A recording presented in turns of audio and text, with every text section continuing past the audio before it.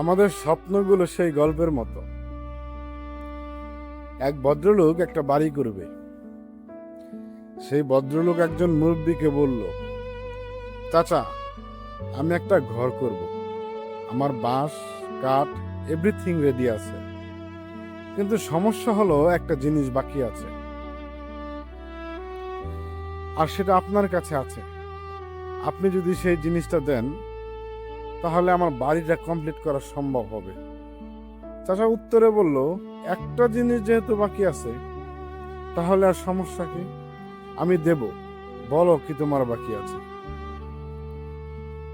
খেলাটা তখনই জমে উঠল, যখন সেই ভদ্রলোক চাচাকে বলল, চাচা, সব রেডি, কিন্তু টাকা নাই। এই টাকাটা যদি আপনি দেন, তবেই ঘর করতে পারবো। আমাদের স্বপ্নটাও ঠিক এমনই, সেই ভদ্রলোকের মতো।